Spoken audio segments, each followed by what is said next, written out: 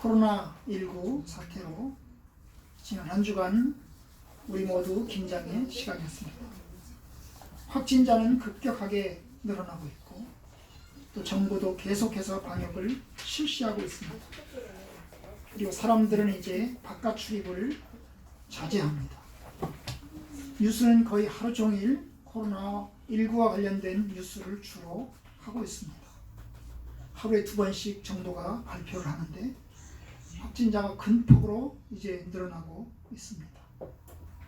아는 것처럼 대구, 경북에 집중되어 있고 특별히 신천지와 관련된 부분이 한몫을 하고 있습니다.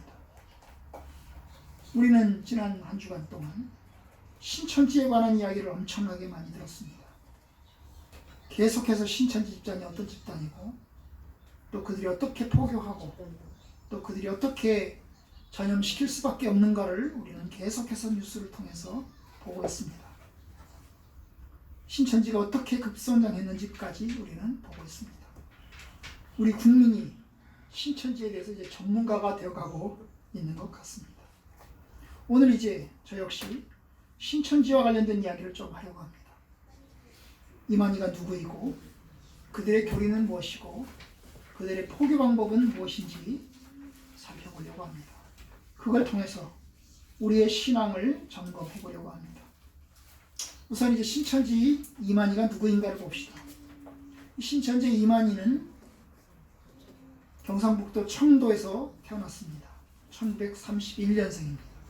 거의 90세입니다. 11남매 중에서 6번째로 태어났습니다. 그리고 17살에 서울에서 이제 침례교회를 다니게 되었고 그 침례교 외국 선교사에서 침례를 받았습니다.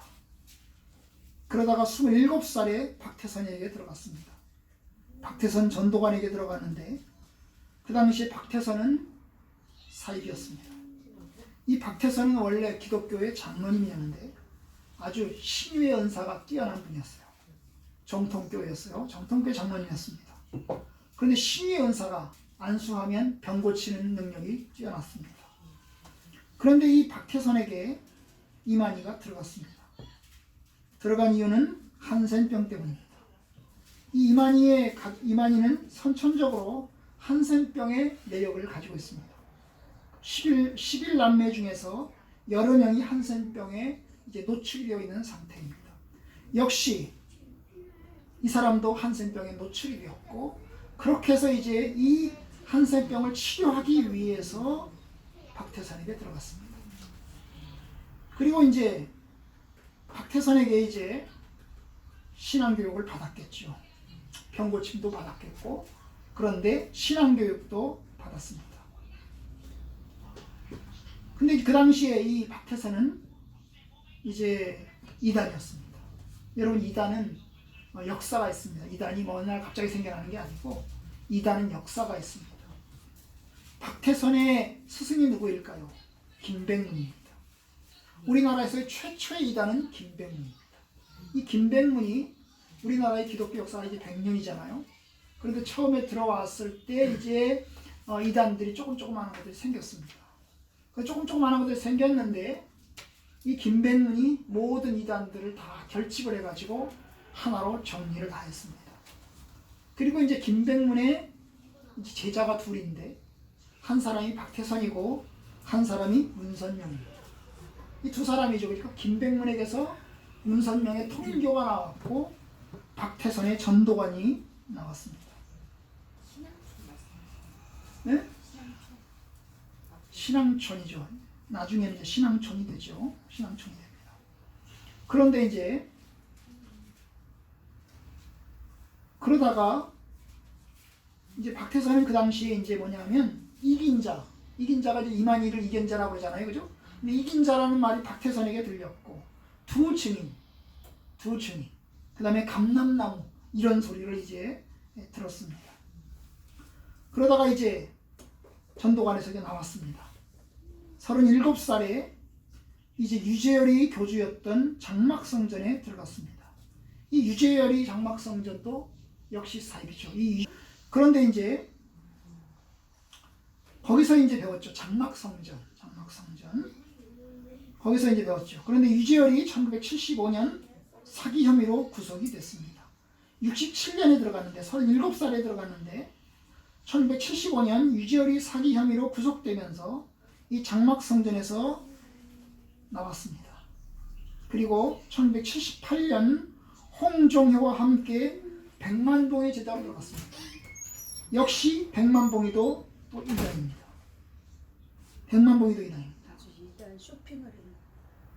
그렇죠, 이제 그렇죠, 그죠? 네. 그리고 나서 1980년에 신천지를 창설을 한 것입니다. 몇 개 이단을 거치면서 신천지를 만들었습니다.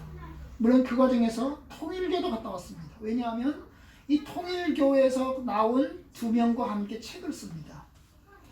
그 책 내용이 이제 신탄이라는 책인데, 이 신탄이라는 책은 이만희와 그리고 통일교에서 나온 두 명과 함께 세 명이서 책을 썼습니다. 그 신탄이 아주 중요한 책입니다. 어쨌든 신천지를 1980년에 창설을 해서 이 사람은 87년에 예수가 재림한다고 했습니다. 그러다가 이제 그 왜 87년이냐 하면 7년 80년부터 시작해서 87년 7년 왜 7년일까요? 여러분 요한계시록에 7년 대환란이 있어요. 7년 대환란에 앞 3년 반, 그 다음에 뒤 3년 반이 있는데 이 7년 대환란이 끝나면 예수가 재림한다는 거예요. 그래서 이제 그 날짜까지 정했습니다. 날짜까지 정했어요. 그런데 사실 이 7년, 이 예수 재림하는 날짜와 관련해서 이 사람이 처음으로 주장한 건 아니고 백만봉이가 주장했어요. 그러니까 들어갔던 이 백만봉이가 주장을 했는데 이 백만봉이가 주장을 했습니다. 예수가 재림한다고. 그런데 예수가 재림한다고 주장을 했는데 안 왔어요. 이 백만봉은 1979년에 말을 했어요. 1980년 3월 13일 정오에 예수님이 재림한다고. 그래서 이제 백만봉의 제자들, 그 당시에 이제 이만희도 결혼한 상태였는데 이만희와 이만희 처도 함께 이 백만봉이 밑에 있었는데 1980년 3월 3일 정오에 예수가 재림한다고. 그래서 경마장에 사람들이 이제 백만봉의 제자들이 모인 거죠.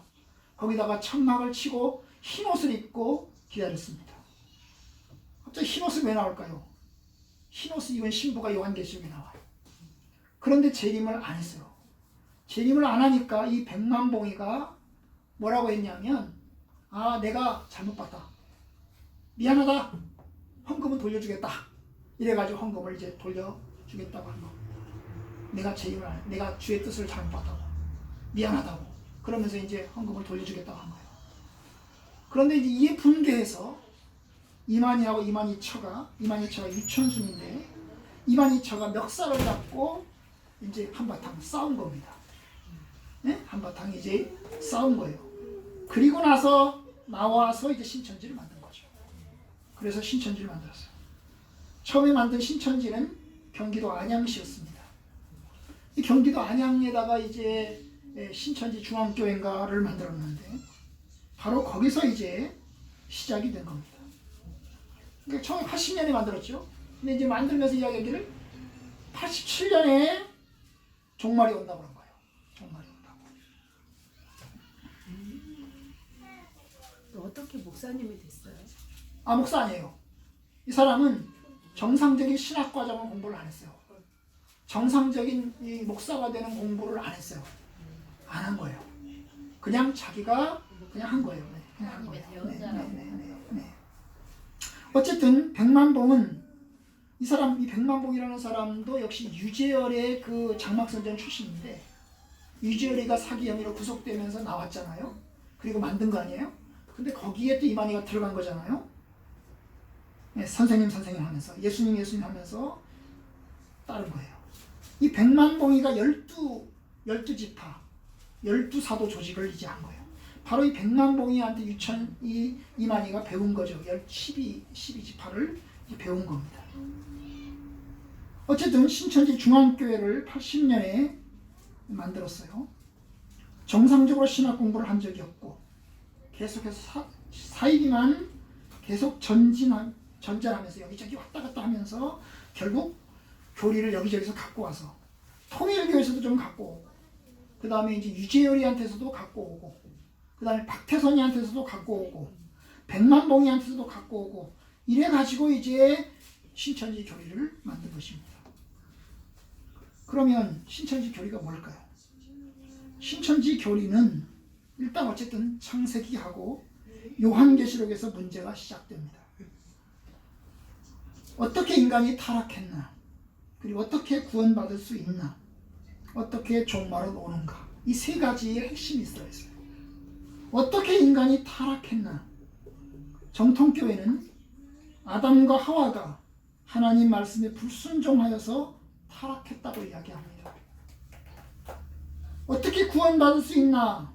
오직 예수 그리스도를 믿어야 구원받을 수 있다고 말합니다. 그럼 어떻게 종말이 완성되느냐? 예수 그리스도의 재림으로 완성이 된다. 그리고 재림의 날짜는 모른다.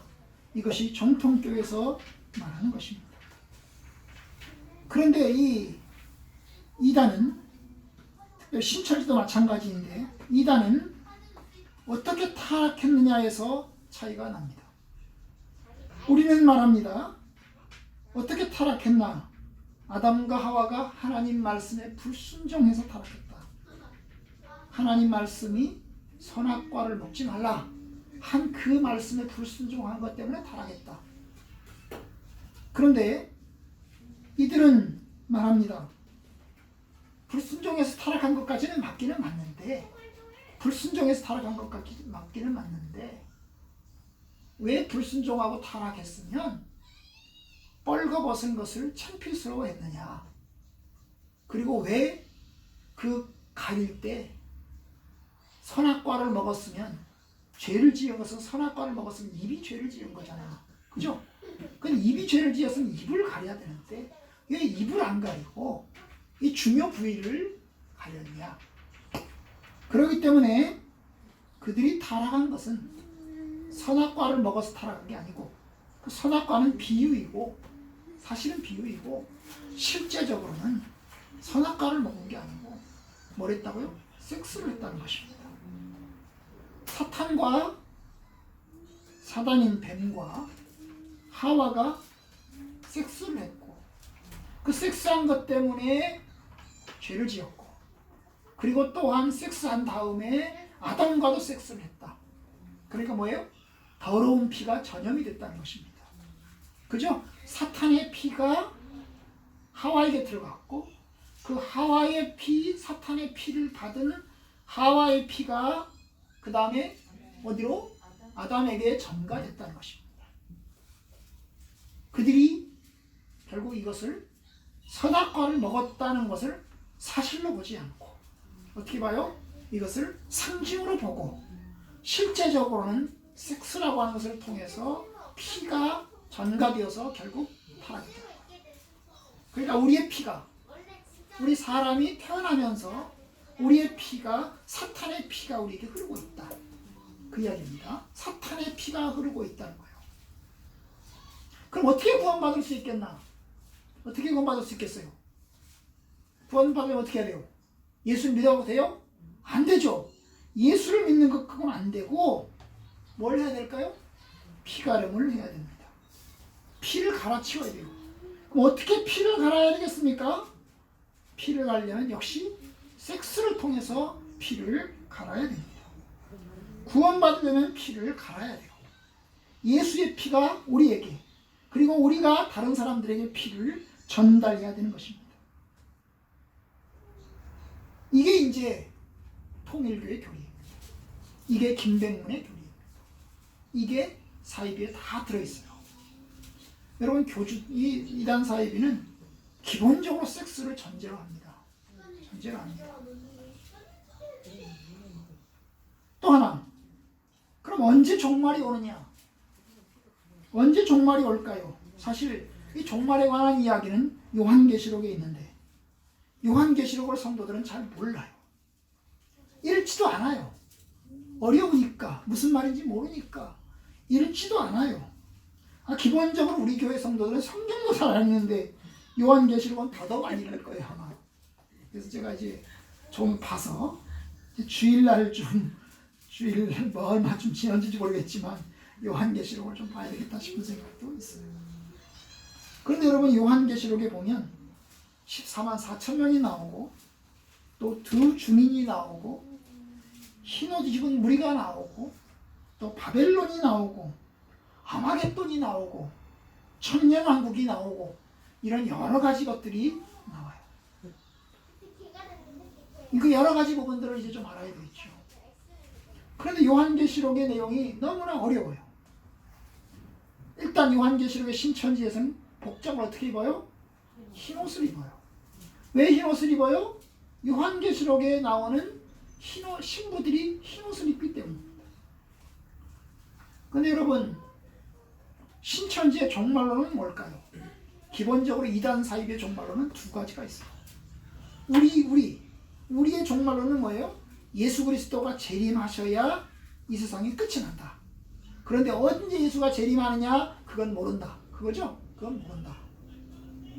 그런데 제가 몇 주 전에 이야기했어요. 몇 주 전에 종말의 가장 기본적인 그 표징이 있는데 그 표징은 시작된 표징은 재난과 온갖 병과 그 다음에 온갖 적그리스도가 재난의 시작이고 재난의 끝은 뭐라고 그랬어요? 표징의 끝은 뭐라고 했어요? 마지막 표징은 복음이 온 천지에 전파되어야 그 다음에 재림하신다고 그랬잖아요. 그런데 이한 사이비의 신천지의 종말론은 기본적으로 두 가지가 있는데요. 하나는 시한부 종말론이 있고 또 하나는 조건부 종말론이 있어요. 그들은 두 가지를 가지고 있어요. 시한부 종말론이라는 뭘까요? 시한부 종말론이라는 것은 날짜를 박아놓고 언제 예수께서 재림하신다 그겁니다.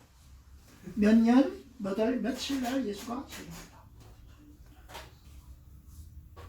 처음에 이 이만희는 시한부 종말론을 주장했습니다.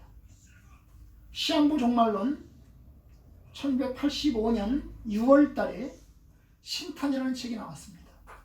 이 신탄이라는 책은 아까 얘기했잖아요. 통일교에서 나온 두 사람과 함께 이만희가 책을 썼어요. 그 당시에 이 교인은 200명쯤 됐습니다. 200명쯤 됐는데 이 신탄이라는 책에서 1987년 9월 14일 신탄이라는 책은 지금도 존재하는 책이에요. 존재합니다. 국회 도서관이나 이런 데 가면 있어요. 1987년 9월 14일 신기원의 날이 온다. 새하늘과 새 땅이 시작된다. 라고 발표를 했습니다. 언제라고요? 1987년 9월 14일. 1987년에 저희가 결혼했습니다. 결혼한 바로 그 해입니다. 그죠? 저희는 8월달에 결혼했는데 9월 14일 날 온다고 85년에 주장했어요. 85년에 주장을 했어요. 그러면 이게 왜 87년이냐? 아까 말했는데 80년 9월 14일부터 시작해서 87년 9월 14일까지 7년인데 앞 3년 반, 뒤 3년 반을 나누어서 이제 14만 4천 명이 채워지면 87년에 재림한다는 거예요. 그리고 특별히 후 3년 반, 84년부터 87년까지는 14만 4천 명을 인치는 기간이라고 봤습니다. 원래 신천지는 80년에 시작이 됐어요. 80년에 시작이 됐는데 이 신천지의 홈페이지에 들어가면 84년에 시작된 걸로 날짜를 바꿔요. 그게 이제 후 3년 반이 시작되는 시점이죠. 그래서 이제 87년에 재림한다고 이야기를 했어요. 그런데 여러분 87년에 안 왔어요. 시한부 종말론이 불발이 된 겁니다. 그럼 이제는 이제 안 왔으니까 내 예언이 틀렸다 해야 되잖아요. 그러면 이제 이 사람의 스승인 김만봉인처럼 백만봉인처럼 내가 잘못했어, 내가 잘못 봤어, 미안하여 이렇게 해야 되잖아요. 그죠?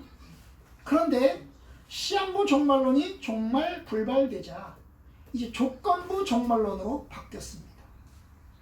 조건부 종말론은 뭐냐? 날짜는 안 박아요. 언제 온다라고 재림은 안 하고 그냥 2, 3년 안에 14만 4천 명이 차면, 조건이 조건. 뭐뭐뭐뭐 하면 14만 4천 명이 차면 종말이 온다는 거예요.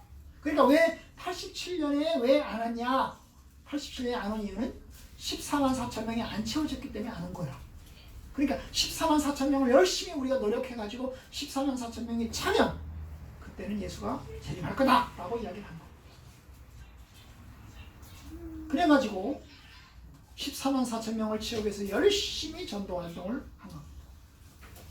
지금은 14만 4천 명을 넘었죠. 그죠? 뭐 공식적인 숫자가 24만 명이고, 그 다음에 이제 전도 대상자인 수까지 하면 거의 30만 명 된다고 이야기를 하잖아요. 그죠? 지금은 또 바뀌는 거예요. 그 14만 4천 명이라는 것을 또 바꾸는 거예요. 14만 4천 명이 차면 예수가 재림한다 했는데, 그런데 지금 이야기는 뭐냐면 그 14만 4천 명이 숫자상으로 넘긴 넘었는데 진실한 교인이 14만 4천 명이 아니라는 거야. 그러니까 진실한 교인은 한 10만 명밖에 안 된다는 이야기겠죠. 그죠? 그럼 진실한 교인들로 14만 4천 명이 채워지면 온다는 거예요. 응? 그럼 이제 20만 명 혹은 30만 명의 숫자를 이제 1등, 2등, 3등, 4등 해가지고 숫자를 딱 채워가지고 이제 점수를 딱 매겨가지고 이제 지금 이제 보는 거죠. 그죠? 보는 거. 그리고 이제 이 이단의 기본적인 특징은 기존 교회는 배도자이고 사대교회이다. 여러분, 사대교회는 요한계시록에 나온 7교회 중에 한 교회인데요. 가장 악한 교회입니다. 그리고 또한 이제 신천지는 참교회라. 그리고 이만희는 이긴 자요 보혜사다 이렇게 주장을 했습니다. 또 하나는 이제 이 신탄이라는 책에서 지상의 천국이 임하여서 신천지가 바로 천국이라는 것입니다. 이게 이제 이단의 교리입니다. 여러분, 이런 이단의 교리는 신천지만이 아니고 영생교, 통일교, 그 다음에 전도관, 신앙촌, 여호와 증인, 말할 것도 없이 전부 다 거의 대부분 다 지상천국을 이야기합니다.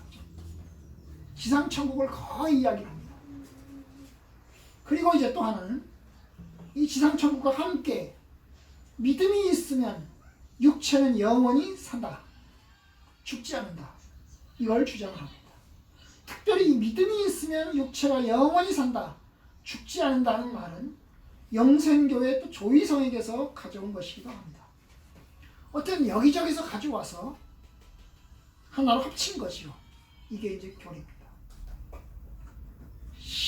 시한부 종말론에서 조건부 종말론, 그리고 그 조건부 종말론에서 또 이제 그 조건을 이제 좀 더 세밀하게 들여다보고 있는 겁니다. 그런데 신천지에는 새로운 교리가 있습니다. 기존에 김백문이나 혹은 유재열이나 혹은 박태선에게 없는 교리가 있습니다. 새로운 교리가 하나 더 있는데 바로 그것이 비유풀이 교리입니다. 이 비유풀이 교리는 김풍일에게서 배운 것입니다. 김풍일이 1974년 또 다른 보혜사로 출연을 했습니다. 이 김풍일은 현재 김노화라는 이름으로 이제 이름을 바꿨습니다. 그런데 이 말씀에 참 비유풀이라고 하는 교리를 이제 만들어냈는데요. 이 교리를 이제 가지고 온 겁니다. 그럼 예를 들어 봅시다. 창세기 1장에 하나님이 천지를 창조하셨습니다. 하늘과 땅을 창조하신 것입니다. 그런데 이 하늘이 뭐고 땅이 무엇이냐가 이제 있는데 이게 비유라는 겁니다. 상징이라는 겁니다. 그러면 하늘은 실제로는 뭐예요? 목자이고 땅은 성도다 그렇게 이야기합니다. 태초에 하나님이 천지를 창조하셨는데 하나님이 창조하신 것은 목자와 성도를 창조하셨다. 그런데 타락하고 범죄함으로 성령이 빛을 찾아서 운행을 합니다. 여기서의 빛은 이만희입니다. 이런 식입니다. 모두 다 상징으로 풀어요. 예를 들면 아가서에 가면 포도원 이야기가 나옵니다. 아가서에 가면 포도원을 퍼는 작은 여우를 잡으라고 이야기합니다. 여기서 포도원은 교회이고 작은 여우는 목사입니다. 한마디로 말하면 교회 목사를 때려잡아야 된다는 거죠. 왜냐하면 구약 성경에 보면 다른 본문에 포도원은 이스라엘 백성으로, 그리고 작은 여우는 거짓 선지자라고 표현한 본문이 따로 있거든요. 그래서 그걸 연결시켜 가지고 이야기하는 거예요. 그러니까 이 비유풀이를 통해서 모든 것을 풀어냅니다. 우리가 생각하는 것을 그대로 이해하지 않고 거기에다가 이제 뜻을 부여하고 거기에다가 의미를 부여해서 이제 다른 뜻으로 이제 만들어내는 것입니다. 이게 이제 신천지교입니다. 비유풀이.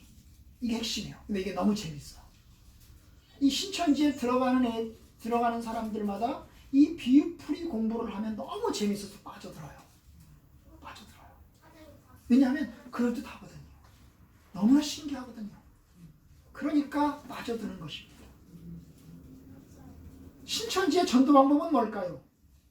신천지의 전도 방법은 바뀌었어요. 여러 번 바뀌었습니다. 처음에는 다른 이단들이 하는 것처럼 사람들을 불러 모아서 설교를 통해서 가르치는 식의 전도 방법을 썼어요. 솔직하게 드러내놓고 이 성경을 가르치는 식으로 이야기를 했어요. 그런데 여러분, 이 방법은 안 통하거든요. 이단인 걸 아니까 사람들이 안 가잖아요.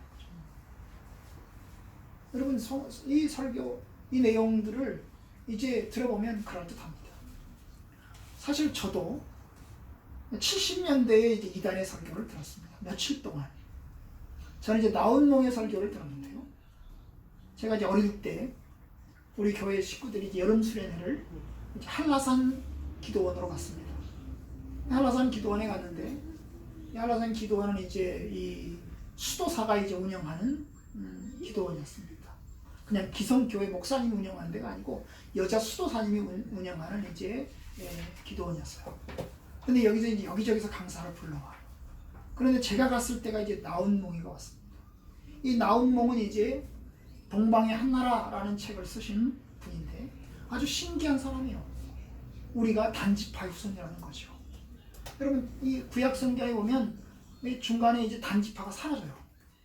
그 단지파의 후손이 바로 우리라는 거예요. 단군. 그래서 단지파가 이제 이스라엘에서 출발해가지고 동방을 거쳐 우리나라에 왔는데 바로 우리가 단지파다. 그거예요. 비슷한 게 너무 많다. 비슷한 게 너무 많은 거죠. 이스라엘, 우리가 비슷한 게 너무 많은 거죠.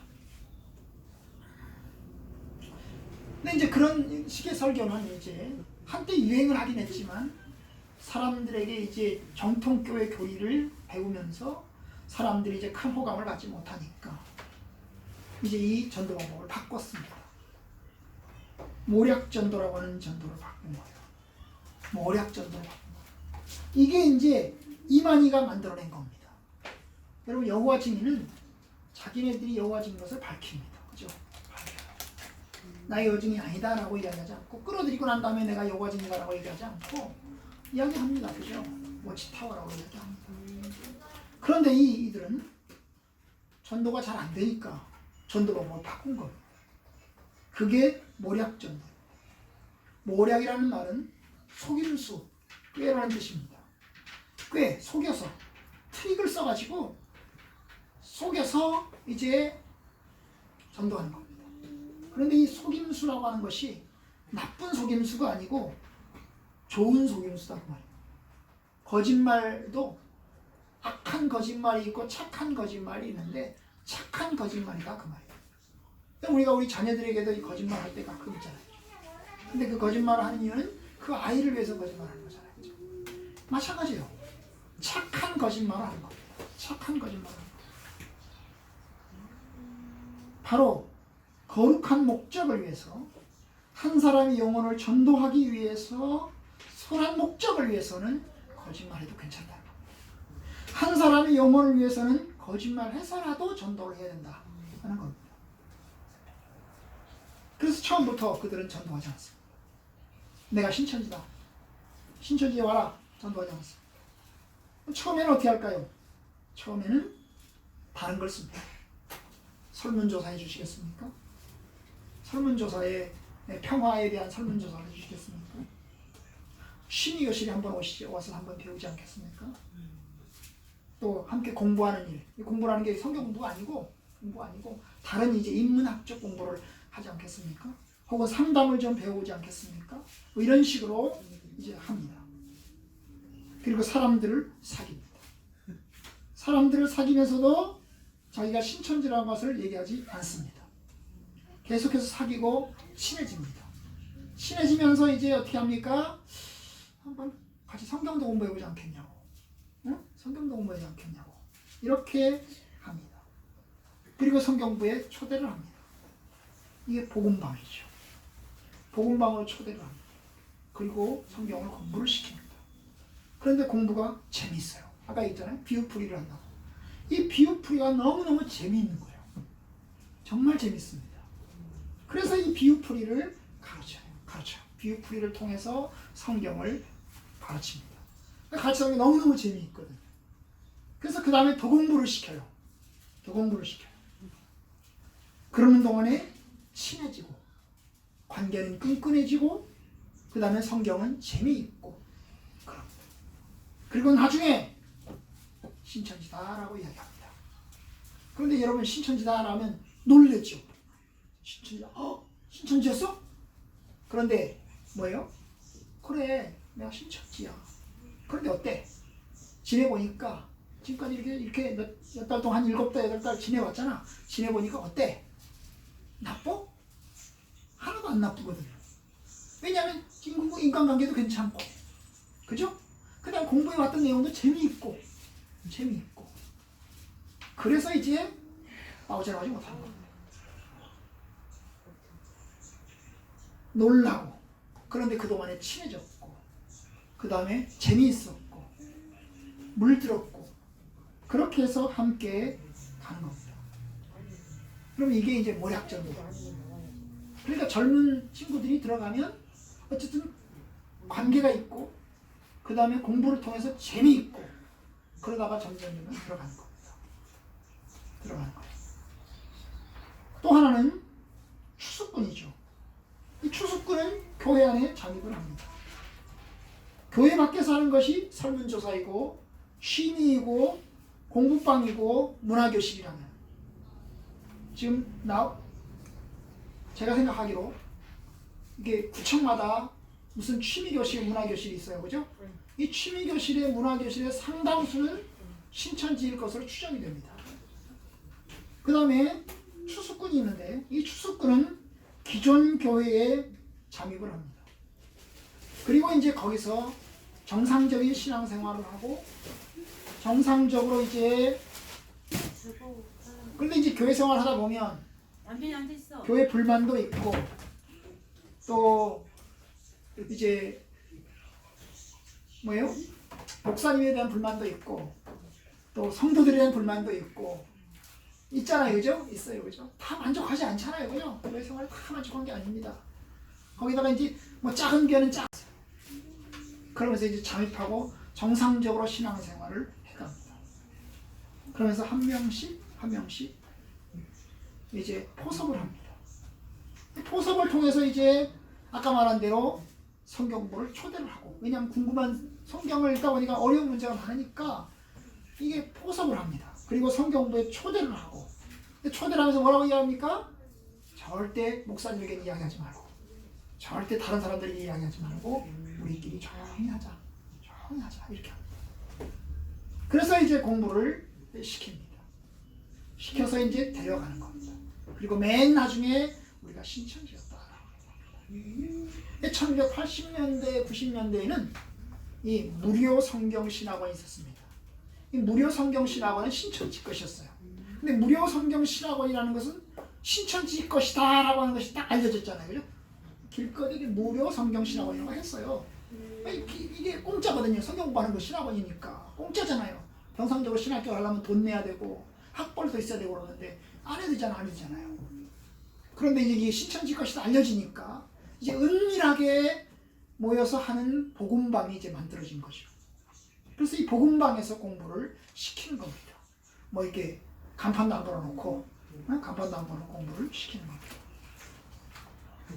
이게 또 하나는 기존 교회 안에서 잠입해서 추수꾼이 잠입해서 그 교회 성도들을 빼내가는 방법도 있지만 또 다른 방법은 뭐예요? 한 사람씩 그 교회로 전도를 해가지고 옵니다. 이 사람이 이제 교회에 등록을 했습니다. 신앙생활을 열심히 갑니다. 그러면서 한 사람을 또 불러드립니다. 또 한 사람을 또 불러드립니다. 그 교회 숫자가 늘어나죠. 교회로서 좋은 거잖아요. 성도들이 늘어나니까 전도가 되는 거 아니에요. 참 좋은 겁니다. 그런데 여러분 어느 시점이 되면 이제 뭡니까? 이제 드러냅니다. 그리고 어떻게 해요? 교회에 담임 목사를 쫓아내고 그 다음에 중진들을 쫓아내고 오히려 교회를 접수를 해버리는 겁니다. 이 전라도 지방은 그런 교회가 상당수 있습니다. 한 사람씩 들어와서 전도를 해가지고 처음에는 숫자가 늘어나니까 좋은 거죠. 그런데 그러면서 이제 어떻게 합니까? 사람들을 끌어들이고 그리고는 교회를 접수를 하고 목사와 장로들을 쫓아내고 그 교회 기존 성도들을 쫓아내고 결국 접수를 해버리는 겁니다. 이런 식으로 하는 교회들도 있습니다. 어쨌든 추수꾼을 통해서 기존 교회를 접수하거나 기존 교회 성도들을 빼가거나 혹은 문화센터나 이런 걸 통해서 하는 이제 모략전도 방식을 쓰거나 이런 방식으로 이제 급성장을 신천지가 한 것입니다. 특이한 것이 비유풀이고 그 다음에 특이한 것이 이제 뭐예요? 모략전도인 거죠. 이 두 개의 날개를 가지고 이제 힘써 왔습니다. 상당수의 능력은 늘어났죠. 근데 여러분 이제 아시는 것처럼 근데 신천지의 교리가 그러면 정교하고 뛰어나냐? 그렇진 않아요. 여러분 이단도 급이 있습니다. 교리를 기준으로 볼 때 교리가 정밀하고 세밀한 교리가 있고 허술한 교리가 있어요. 그럼 신천지의 교리는 정밀한 교리에 속하냐 허술한 교리에 속하냐? 아주 허술합니다. 급은 교리의 급은 아주 떨어진다고요. 교리의 급은 떨어져요. 한 A급, B급, C급, D급이면 한 D급쯤 돼요. 교리적인 것의 급은 아주 허술합니다. 예를 들어보죠. 여러분 이만희는 이긴 자라고 알려져 있습니다. 그리고 보혜사라고 알려져 있어요. 여러분 보혜사는 요한복음에 나오는 용어인데요. 성령님을 이야기합니다. 하나님 아버지, 예수 그리스도, 그 다음에 성령, 삼위일체를 믿잖아요. 근데 성령이 보혜사인 거예요. 보혜사는 바로 돕는 사람이야. 돕는 사람. 그럼 예수님이 제자들과 함께 계시면서 제자들을 도와줬습니다. 하나님 말씀을 가르치고 그리고 기적을 행하고 성도들을 도와줬습니다. 그러다가 예수님이 십자가를 밖에 죽으시고 부활하시면서 하늘로 떠났습니다. 그리고 예수님 대신에 우리에게 주어진 분이 누구냐면 성령님이십니다. 성령님이 또 다른 보혜사예요. 보혜사. 성령님이 보혜사예요. 그런데 신천지에서는 한 발자국 더 나가서 성령님이 보혜사일 뿐만 아니라 성령은 눈에 안 보이잖아요. 그런데 눈에 보이는 보혜사를 주셨는데 바로 그것이 신천지라는 말이에요. 그럼 기본적으로 보혜사는 초능력자입니다. 기본적으로 보혜사는 초능력자잖아요. 그죠? 성부, 성자, 성령 하나님이시잖아요. 그럼 성부, 성자, 성령은 하나님이신데 보혜사가 성령님이신데 이만희가 그럼 이긴 자이고 요한계시록에서 말하는 이긴 자예요. 여러분 이긴 자는 백마를 탑니다. 백마를 타고 전쟁에 나가서 이겨요. 아마겟돈 전쟁에서 전쟁을 타고 나가서 이깁니다. 근데 여러분 이만희가 백마를 타요. 신천지 교인들이 뿅 갑니다. 왜냐하면 백마 타고 등장을 하거든요. 근데 여러분 백마 탄 것이 이만희만 백마 탄 게 아니에요. 김일성. 응? 김일성, 김정일이, 김정은이도 백마를 타지요. 응? 박혜선이도 백마를 탔죠. 유지일이도 백마를 탔어요. 이 사람들이 백마 탄 사람, 신천지 교인들한테 백마 탄 이만희가 백마 탄 거하고 유지일이 백마 탄 거하고 김백문이 백마 탄 거하고 이렇게 보여준 거죠. 보여줬어요. 네? 박혜선이 백마 탄 걸 보여줬어요. 사진들을 구해다가 딱 보여줬어요. 이 사람들이 쇼킹한 겁니다. 그냥 자기네들은 이만희만 백마를 탄 걸로 생각했는데 이 사람들은 다 백마를 탔잖아요. 그죠? 쇼킹. 그래서 신천지에서는 인터넷 검색을 못하게 합니다. 인터넷 검색은 죄입니다. 인터넷 검색은 죄입니다. 어쨌든 간 이렇게 이제 속여왔는데 이렇게 해서 해왔는데 최근에 터진 거죠.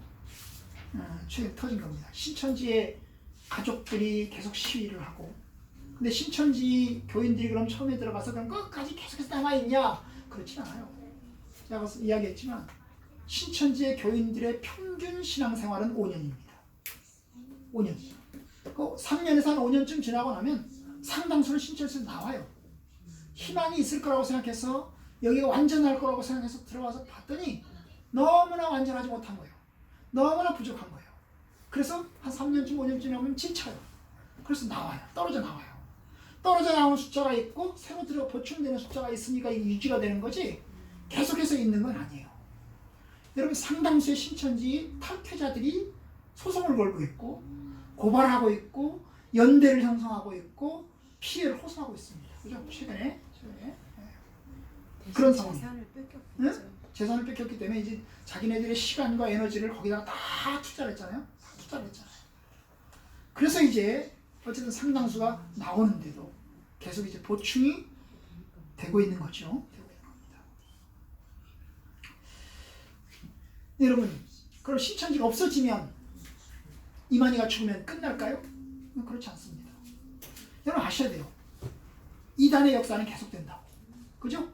이단이 구속되거나 깜빵 가거나 죽거나 그러면 새로운 거기에서 갈라져 나오는 파생된 사람들이 또 이단을 형성하는 거예요. 이단을 형성하는 겁니다. 최근에 들어서 이제 이번 사태를 통해서 신천지의 문제점이 온 천하에 드러나게 됐습니다. 그들의 거짓이 다 드러나게 됐습니다. 그나마 다행입니다. 신천지를 이제 쪼그라들게 생겼죠. 그리고 박살나게 생겼습니다. 그런데 끝나지 않을 겁니다. 아마 그들 내부에서 이제 우리는 14만 4천 명을 다시 만들어야 된다 겁니다. 여기서 알곡과 가라지가 갈라지고 있다. 우리는 알곡이 되어서 14만 4천 명만 남자. 이렇게 나갈 겁니다. 그렇게 나갈 거예요. 그리고 또 신천지의 그 지도부들이 12명이잖아요. 그죠? 이 이만희는 아들이 없어요. 자식이 없습니다. 이만희와 유천순 사이에 자식이 없어요. 자식이 없습니다. 그래서 양자를 드렸어요. 그리고 그 이제 이 사람들이 이 12명의 지파들이 다 신천지에서 혹은 그 신천지 이전에 이제 뭐예요? 유재열 밑에 있을 때 같이 있던 사람들. 그 다음에 유재열에 나와서 또 백만봉에 들어가잖아요. 백만봉에 있을 때 같이 있었던 사람들. 이 사람들이 이제 지파장들인 거죠. 지파장들인 거죠. 그래서 이제 이단의 역사가 끝나잖아요. 아마 이제 그들이 죽고 나면 그 지파장들이 하나씩 또 꿰어찰지도 몰라요. 그죠? 꿰어찰지 몰라요.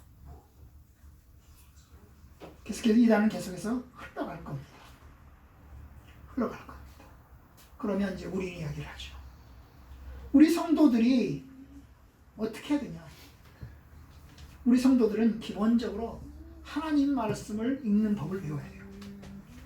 성경을 하나님 말씀을 읽는 법을 배워야 됩니다. 여러분 산에 가려면 처음 안 가본 산에 가려면 안 가본 산에 갑니다. 그러면 뭘 알아야 돼요? 등산로를 알아야 됩니다. 올라가는 길과 내려오는 길을 알아야 됩니다. 올라가는 길과 내려오는 길을 알지 못하고 무조건 산에 올라가면 산에서 길을 잃어버립니다. 그래서 뱅뱅뱅뱅 돕니다. 제가 이제 1970년대에 우리 어머님 살아계실 때입니다. 우리 교회에서 이제 시골 교회에서 한라산에 등산을 갔습니다. 제가 처음이자 마지막으로 갔던 한라산 등산이. 그때 14살인 것 같습니다. 교회 형들하고 같이 한라산을 올라갔는데요. 올라갈 때는 잘 올라갔습니다. 저쪽 천백고지 어리목을 해가지고 올라가서 이제 한라산 등산을 했습니다. 그리고 이제 내려옵니다. 2시 지나서 이제 내려오기 시작을 했는데 안개가 낀 겁니다. 안개가 꼈는데 앞이 안 보여요. 1m 앞도 안 보여. 1m 앞도 안 보이더라고요. 그래가지고 헤매고 헤매다가 겨우겨우 내려왔습니다. 바로 앞에 형들 따라서 이제 소리로 이제 안 보이니까 1m 앞도 안 보이니까 바로 형들 따라서 이제 여기 간다 안다 어쩐다 하면서 이제 겨우 찾아서 내려왔습니다. 만약에 저 혼자 갔으면 꼼짝없이 길을 잃어버리고 아마 발을 헛디뎌서 죽었을 겁니다. 산을 올라가려면 나침판이 있어야 되고 지도가 있어야 됩니다. 이 나침판과 지도를 가지고 올라가야 길을 잃어버리지 않을 수 있습니다. 그러면 하나님 말씀인 성경을 이해하고 신앙생활을 하는 데 있어서 나침판은 뭐고 지도는 뭐겠습니까? 응? 나침판은 뭐고 지도는 뭐겠습니까? 여러분 그것이 교리입니다. 우리가 우리의 믿음의 선배들로부터 받아온 교리입니다. 그것이 신앙 고백이죠. 사도신경이고 그것이 주기도문이고 그리고 그것이 이제 뭡니까? 웨스트민스터 신앙 고백서이고 요리문답입니다. 여러분 아시나요? 이단 사이비는 사도신경을 외우지 않습니다.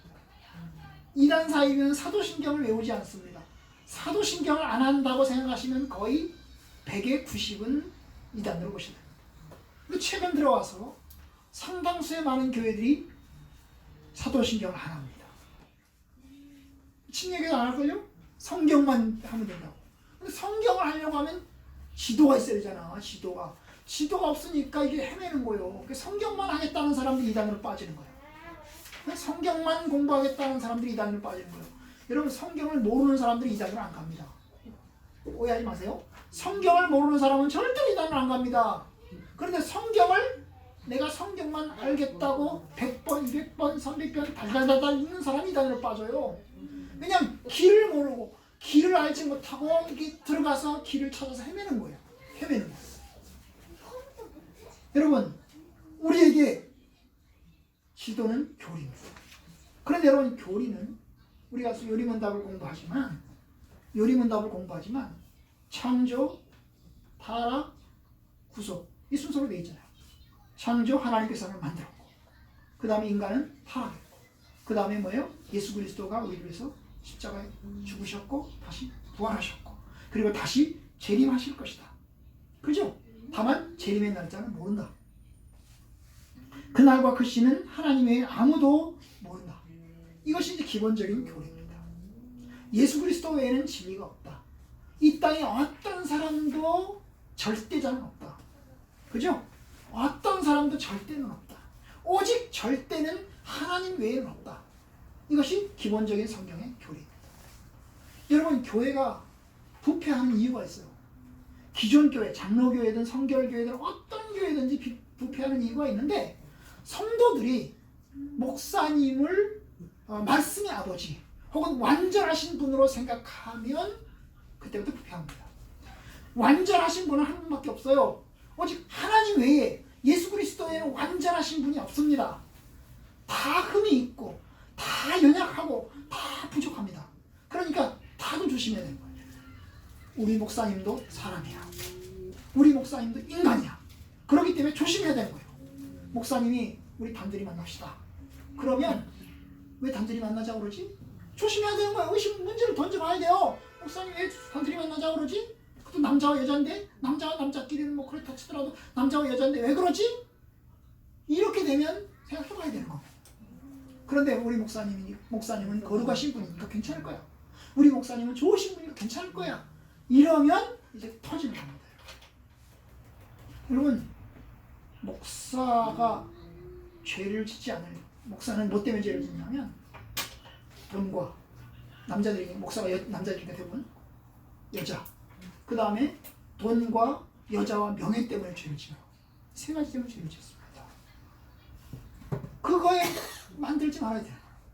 근데 대다수의 교회가 교회가 커지면 커질수록 목사를 절대화합니다. 작은 교회 목사님들은 성도들이 우습게 알아요. 그죠? 근데 큰 교회 성도들은 큰 교회 목사님을 아주 거룩하신 분으로 생각을 해요. 왜 그럴까요? 아마도 큰 교회 목사님하고는 얘기를 안 해봐서 그러는 거예요.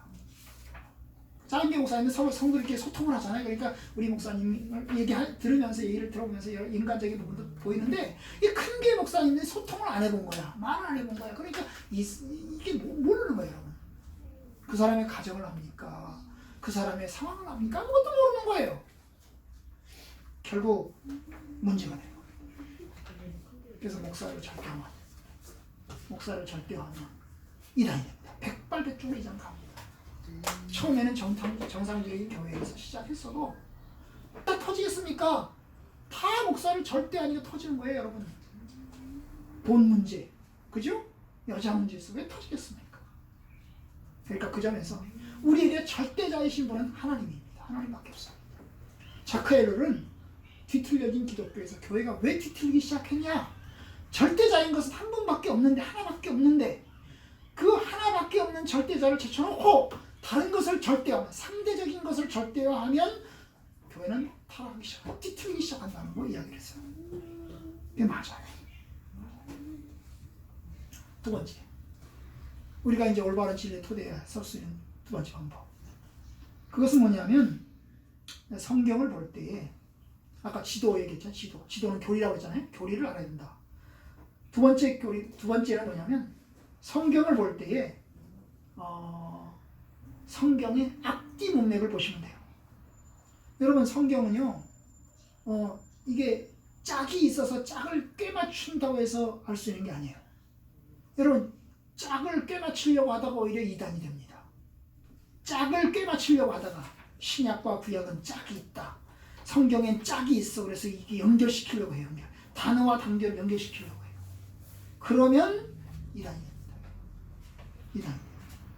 아까 포도원을 허는 작은 여우를 잡아라. 아가서에서 포도원 얘기가 나오거든요. 왜냐하면 이 아가서는 이 여자가 포도원의 관리인이에요. 여자가 관리인이에요. 포도원 관리를 합니다. 그런데 이제 남자를 만나요. 남자와 만나서 사랑을 하게 됩니다. 그런데 이제 그런 과정에서 이제 포도원 관리를 어떻게 하는지를 이제 배우는 거예요. 네? 그래서 포도원을 허는 작은 여우를 잡아라. 사실 그 아가서관을 자체를 놓고 보면 그건 뭐예요? 그야말로 그 당시에 이 포도원 농사를 지었는데 그 포도원 농사에서 이제 이제 포도원을 괴롭히는, 포도원을 들어와 가지고 이제 이게 집 밟는 그런 짐승을 이제 관리하는 것 관련된 이야기인데, 이걸 이제 깊이 들어가서 생각을 하는 거야. 포도원은 뭘까? 그 다음에 그 여우는 뭘까? 이렇게 생각하면 복잡해진 것입니다. 그러니까 성경은 그냥 그 말 그대로 이해하시는 게 좋아요. 앞뒤를 보시고 그 구절 하나 딱 따가지고 이야기하시면 그 구절만 이야기하지 말고 앞뒤를 보시라고요. 앞뒤를 보셔요. 그러면 이해하게 됩니다. 그럼 다 이해할 수 있냐? 다 이해 못해요. 다 이해 못하면 못한 대로 넘어갑니다. 여러분, 저라고 해서 성경을 다 알겠습니까? 저라고 해서 성경이 그런 뜻이 왜 그런 뜻이 들어있는가를 제가 다 알겠습니까? 저 잘 모릅니다. 제가요, 블로그를 이제 여러분들에게 공개한 블로그가 있잖아요, 그죠? 제가 블로그를 3개를 운영을 합니다. 근데 하나는 이제 설교를 올리는 블로그죠. 설교를 올리잖아요. 수요일날, 주일날 설교를 올리는 블로그가 있고, 또 하나는 뭐냐면 성경의 난제들, 어려운 성경 말씀만, 어려운 성경 구절만 제가 이제 해설하는 이제 블로그를 운영을 합니다. 여러분, 성경은 저도 어려운 게 많아요. 저도 성경을 매일마다 읽고 매일 아침마다 성경을 읽고 그러지만 어려운 내용이 많아요, 지금도. 그래서 고심을 하고 이 책도 보고 저 책도 보고 참고합니다. 그렇죠? 검색도 하고 그럽니다. 그러니까 여러분, 어려운 건 어려운 그대로 넘어가고 내가 아는 건 내가 이해하고 그러면서 갑시다. 왜냐하면 하늘나라 갈 때까지는 우리가 100% 다 이해 못하고 합니다. 다 모르고 가요. 우리가 기본적으로 모르는 게 있잖아요. 예수가 언제 오냐? 모르잖아요. 그죠? 그죠? 예수가 어떤 모습으로 오느냐? 모르잖아요. 그죠? 몰라요. 모르는 상태로는 갑니다. 천국이 어떻게 생겼냐? 모르잖아요. 요한계시록에 천국에는 새하늘과 새 땅이 있고 거기서 성전이 나오고 생명수 과일이 있고 근데 몰라요. 모르는 상태로 갑니다, 여러분. 그 모르는 게 창피한 게 아니고 부끄러운 게 아닙니다. 하나님이 우리에게 아직 다 안 보여주신 거예요. 그러니까 모르는 채로 가지고 가면서 궁금한 채로 가지고 가면서 가는 겁니다. 혹시 다른 사람이 어려운 문제에서 풀어주겠다, 같이 공부하자, 그렇게 이야기하시면 내가 목사님한테 상의를 좀 해봐야 되겠다, 우리 모르게 하자, 그러시면 안 된다, 나는 교회 목사님과 상의를 해야 될 것이고 다른 성도들하고는 해볼게, 조금 보여줘, 네가 공부하는 내용 좀 보여줘라, 이렇게 하시고 그러시고 나서 이제 달라고 하십시오. 그러면 백발백중 도망갈 겁니다. 도망갈 겁니다. 여러분, 이 사이비가요 엄청나게 많아요. 제가 모르는 사이비도요 엄청나게 많아요. 가끔 이제 이런 뭐 들어보셨어요? 뭐 이런 데가 있는데 들어보셨어요? 뭐가 있는데 들어보셨어요? 그런데 안 들어본 게 엄청나게 많아요. 사이비가요 뭐 우리가 아는 뭐 통일교, 여호와 증인, 뭐 이렇게 신천지를 가지고 몇 개만 있는 게 아닙니다, 여러분. 우리 교단에서 사이비다라고 찍은 게 몇 개인 줄 아세요? 50개입니다. 50개. 그러면 그건 공식적으로 드러나서 이제 문제가 생겨서 지금 사이비가 된 거죠? 그렇지 않아요. 그러니까 여러분, 이단은 계속 생겨납니다. 계속 생겨나요. 진짜가 있으니까 거짓이 생길 수밖에 없습니다. 진짜가 많으니까 거짓이 많은 거예요. 진짜가 있으면 가짜가 있는 법이죠. 분별을 해야 되겠는데 우리 것에 충실한 것이 중요해요. 뭐 다른 게 뭐냐 이게 중요한 게 아니고요, 우리 게 뭐냐를 정확하게 아는 게 중요해요. 그리고 우리 걸 알기 위해서 교리를 공부하고 우리 거를 알기 위해서 성경을 보고 우리 걸 알기 위해서 요리문답을 공부하는 겁니다. 이제 오늘 성경 말씀 본문 읽고 마치려고 합니다. 여러분, 오늘 본문에 보면 4장 3절, 디모데후서 3장을 우리가 봤죠? 4장을 봅시다. 4장 3절 4절 다 같이 봅시다. 시작. 때가 이르리니 사람이 바른 교훈을 받지 아니하며 귀가 가려워서 자기의 사욕을 따를 스승을 많이 두고 또 그 귀를 진리에서 돌이켜 허탄한 이야기를 따르리라. 여기 보면 이것도 이제 마지막에 한 표징 중에 하나인데, 때가 되면 그때가 이제 어떤 때인지 모르겠지만 종말의 때겠죠. 때가 되면 사람들이 올바른 교훈을 받지 않고 올바른 교훈을 받아들이지 않고 그럼 뭘 찾네? 거짓된 교훈을 찾는다는 거예요. 이 거짓된 교훈을 왜 찾아요? 자기의 성이 안 차는 거예요. 참된 교리를 들려주면 그 참된 교리가 자기 마음이 안 차는 거예요. 자기 마음이 안 차. 왜 자기 마음이 안 찰까요? 불편한 게 있을 수 있거든요. 자기하고 불편하거든요. 그래서 자기하고 편한 거, 자기에게 좋은 것을 찾고 싶어 합니다. 자기의 것을 정당화하는 교리를 찾고 싶어 해요. 자기의 욕심을 정당화하는 것을 성경에서 정당화시키고 싶어 해요. 그래서 귀가 가려워서 자기의 사욕, 욕심이죠, 그죠? 자기의 사욕을 따를 스승을 많이 두고 또 그 귀를 진리에서 돌이켜 허탄한 이야기를 따르다. 결국 자기가 가지고 있는 생각, 자기의 욕심, 욕망을 충족시켜 줄, 그것을 정당화시켜 줄 것을 찾아서 헤맨다는 거예요. 그걸 찾는다는 거예요. 사람은 그런 경향이 있어요. 사람은요, 자기가 가진 것을 정당화시키는 경향이 있어요. 그래서 그것을 정당화시키는 방향으로 더 충족시켜 가시고 논리화시키는 경향이 있어요. 이게 문제입니다. 그 다음에 13절 보죠. 3장을 보면 악한 사람들과 속이는 자들은 더욱 악해져서, 이 악한 사람들과 속이는 자들은 이라고 하는데 이것 역시 이제 종말이 점점 가까워지면서 사람들이 악해진다는 거죠. 점점 사람이 악해져요. 그 악해짐에 대한 이야기는 3장 1절 이하에 나와요. 3장 1절, 너는 이것을 알아, 말세에 고통하는 때가 이르러 쭉쭉쭉 이야기하고 있어요. 그래서 그런 시대가 올 텐데, 그런 시대가 되면 사람들이 점점 악해지고 점점 속이고 속는다는 거예요. 그래서 서로 속이기도 하고 속기도 하고 지들끼리. 그러니까 이단이 정통교회를 향해서만 속이는 게 아니고 이단들끼리도 서로 속이고 치고받고 하는 거예요. 치고받고 합니다. 그래서 이런 일들이 워낙 비일비재할 것이니까 14절 그러나 너는 배우고 확신한 일에 거하라. 네가 배운 것, 확신한 것을 배워라. 그 배우고 확신한 일은 아마 사도 바울이 가르친 내용일 거예요. 그죠? 내가 너희들에게 가르친 이 교리에 대해서는 너희들이 흔들리지 말아라. 다른 사람이 뭐라고 해도 내가 가르친 내용에 대해서는 너희들이 확신을 가져라. 그거죠. 그죠? 그러면서 이제 하는 말이 너는 네가 누구에게 배운 것을 알며 그렇게 쭉 이야기하고 있어요. 이제 말씀 맺겠습니다. 결국 우리가 이제 우리 것을 지키는 것은 우리 것에 충실한 겁니다. 저와 여러분들이 우리의 것에 충실한 겁니다. 우리께 완전하다는 이야기 아닙니다. 우리 것도 부족한 것이 있습니다. 부족한 건 부족한 것대로 가져가면서도 우리가 가지고 있는 믿음의 교리에 충실해야 됩니다. 여러분 다 약합니다. 장로교회와 감리교회가 있어요. 장로교회의 강점이 감리교회의 약점이고 감리교회의 강점이 장로교회의 약점이기도 합니다.